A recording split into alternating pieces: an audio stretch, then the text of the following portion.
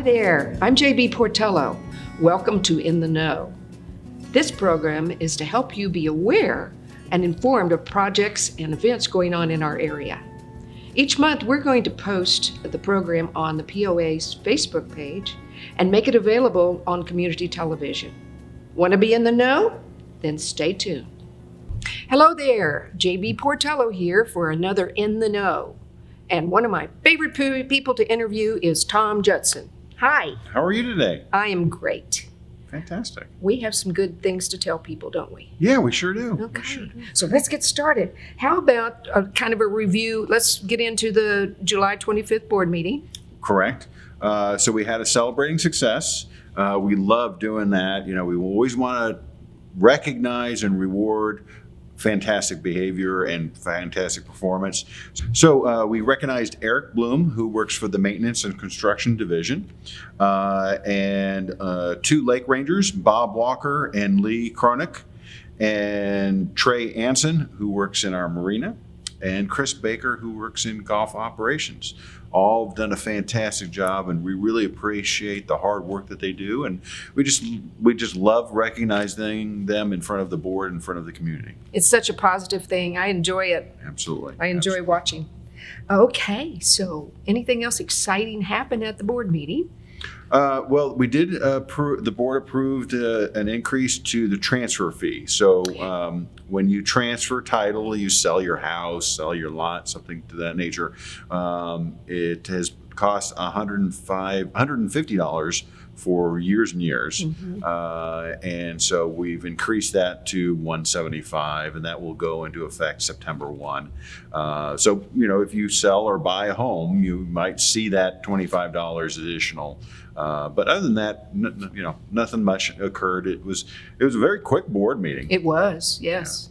Yeah. And also, wasn't there something about if a spouse is deceased? Correct. So when we were first talking about increasing the transfer fee from $150 to $175, a few of the board members were concerned. You know, what happens if you have Mr. and Mrs. on title, and one of the spouses dies, and the surviving spouse wants to put the title solely in their name? They wanted to make sure that they weren't charged for that transfer, upon doing research back in September of 2016, we changed the policy. So all the way back since then, we have not been. Now, if the person transferred prior to September of 16, then we probably would have. But and that includes the cases maybe one of the spouses is solely on the title, the other spouse is not on the title. They bring a death certificate. We'll transfer it, and we won't charge anything. So those are the exceptions. Other than that, for the vast majority of all transfers, it'll be the $25 more. Okay, well that makes a lot of sense, and now everybody knows, or they're reminded of how it really works. Absolutely. Yeah, it's good stuff. Okay, so let's talk about two of my favorite restaurants. At least two of them. Very good. Very good. Okay, so what's happening with our POA-run restaurants? So Lakepoint and the Country Club, they're both doing fantastic. We're very, very pleased. We're exceeding prior year numbers. And when you open a restaurant, you're always busy at the very beginning. For the first 6 weeks, it's crazy. Well, we're exceeding those numbers. So we're very pleased. The crew has been putting on a lot of events. So I have Tommy sent me a couple of events that are heading our way. So August 15th, the third Thursday, live at Lakepoint. August 17th, we have Flash. I think you're aware of that individual. Yes. At BV in the Vista room. And on the August 24th, we have game day specials. So we're getting back into the golf. We're getting back into the football season. August 28th, we have surf and turf buffet at Lakepoint. August 31st, we have the last live day at Highlands. Okay. And last one, September 9th, at BV, we have cigars, whiskey, and Monday Night Football. Sounds like a man thing to me, or at least a football fan, you know? A football fan. Few You of don't my, have to do all of them. well, some of my lady friends would be right in there with that cigar. Very I'm not good. kidding. Very good. Okay, so something else that was added recently at the board meeting, I think, is you have this thing called a one-pager, which makes the financials easier to understand. Yeah.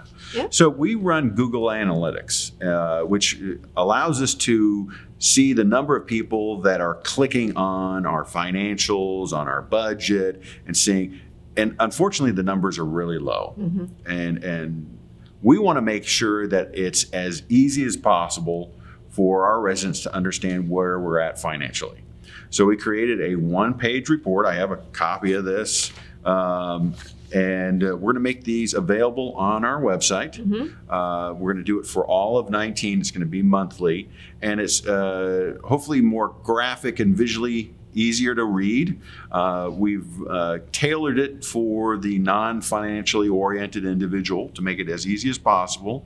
A lot of things that are really important right now is how much money have we borrowed from the water department? Mm-hmm. How much money have we borrowed in the line of credit? Well, that's on there. Right. So we've picked out a couple things. And then if people want more information, they can always go to our detailed financials, and we have a lot more information. But from our Google Analytics, it's showing that not many people are looking at those. So we're trying to really make it so it's as straightforward and simple as possible. And hopefully that will be a gateway towards them seeing more information. Sure. Well, I think it's great. Yeah. Good stuff. Yeah. All right, so I think you have a golf meeting. Yeah, so Tell me about we that. got on August 14th, the Golf Joint Advisory Committee is going to talk about Berksdale and the bridge, because the bridge was damaged during the Yes. storm. It can't reopen without being repaired, replaced. And so we wanted to make sure that as many people come as possible. We've asked people to provide their input via email, and we've received quite a number of emails from people saying, I close the golf course, keep the golf course open, a variety of different emails. A couple things that we're learning from the emails that we have received, there's a few misconceptions that I wanted to share with Okay. you that we can hopefully clear up. Okay. In the information that we put out, and we put out what we anticipate it's going to cost to repair and replace the bridge. A lot of people have said, well, why didn't you get 3 bids? Well, so what we did was we went out and we hired an engineering company that specializes in bridges. And we asked them to give us an estimate. And we've worked with this company before. It's Craft and Tull. And we've asked for estimates like this before, and their estimates have been pretty darn good. For us to get 3 bids, well, you have to have an engineering report. You have to have stamped engineering plans, and then you go to a contractor, and they have to give you, it takes some time. Mm-hmm. This short circuits it, makes it a little bit easier.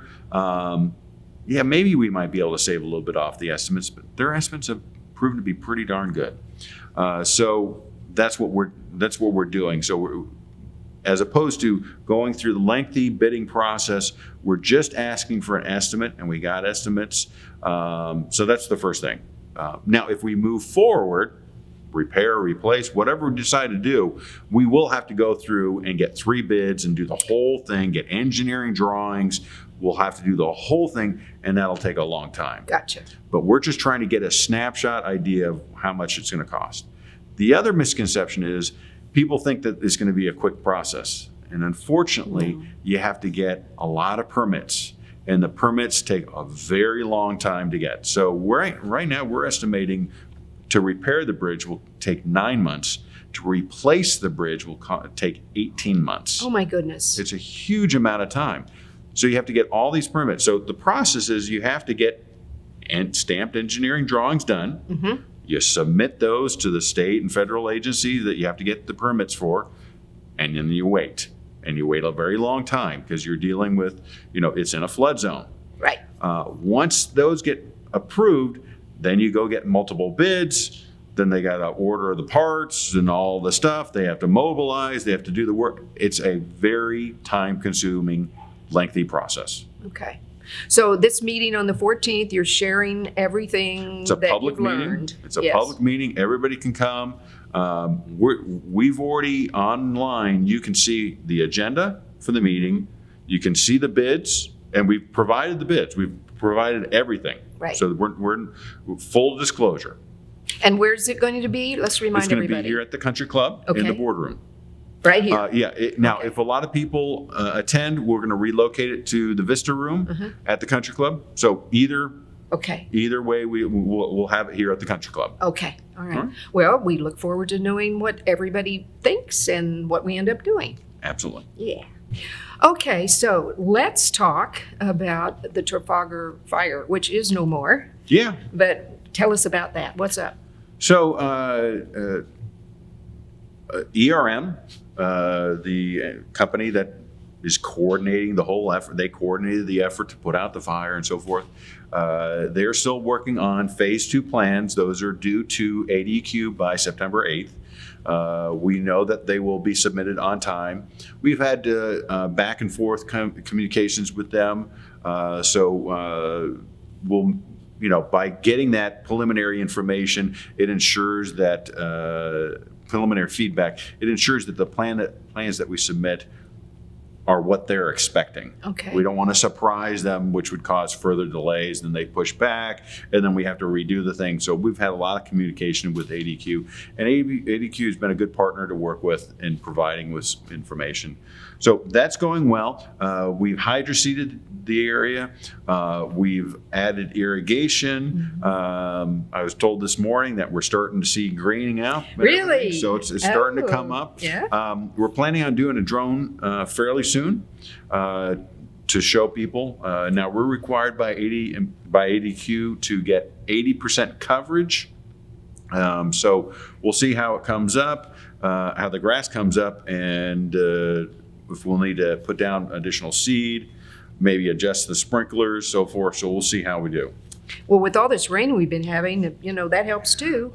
The rain is definitely helping, but having the irrigation system, you don't want those new seeds to dry up right as they're trying to get ready to grow. Yeah. And we got to get to 80% coverage. And the sooner we get coverage, the better, because all that grass starts holding everything together. Mm-hmm. I mean, they did a great job compacting, and we've had a lot of storms prior to the grass being there, and the hillside didn't wash away. Didn't wash away. Yeah. But still, the grass will hold it all even better. Okay. Well, it looks gorgeous. I drove by there the other day and I saw the big irrigation going on, and looks like you're planting a field of corn or something.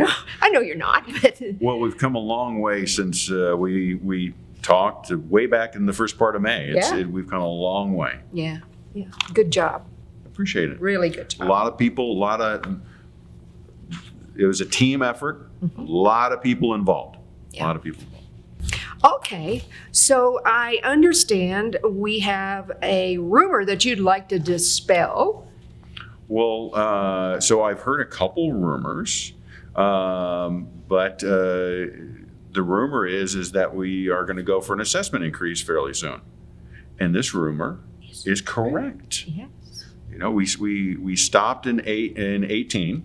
We said we were going to come back in 19. It's 19. Yep. So we're going to be rolling out some information within the next few weeks. The board has not yet voted on it. They have to do so in a public manner.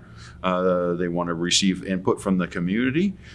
We've developed a plan, and I'm not going to go into great detail right now. We'll do that in the near future. But we feel that we've put together a plan that hopefully the community will support. So that rumor is 100% accurate. Good. You know what I was thinking the other day, and I know it's always been there, but one of the things that might help people who are either new or have never looked at it is to point people to that little chart, that wonderful little graphic that shows what the POA does, what the city does, what the ACC does, because I think that helps to remind people of it. And I've seen it in use quite a bit lately on some of the websites where people are like, hey, have you seen this? When they're they're being, they're questioning like things that really the POA doesn't have anything to do with. Right. So I think it might help to just remind people about that. Yeah, I think we get, I think our member services fields 20,000 calls a year. I could be about off on that. And what I've been told is half of the calls have nothing to do with the POA. I know. They're city questions or ACC questions or wastewater or trash pickup. But our crew is well trained. Yes. And they help out whoever calls, and it may not be the right place to call, but we're going to get you we're going to send you in the right direction to help you out. That's what good customer service is. Exactly. And the city does the same thing. Yeah, they're very good about that. So, we all work together. So that's it. The rumor is true. Okay. I like it. So it must be that all the other rumors on Facebook are true too. No, Tom. No. I don't think so. But we'll see. But thank you for sharing that. Great. And there'll be more information on that in the future. So, Bella Vista, thanks again. Thanks for watching. And stay tuned for our next In the Know.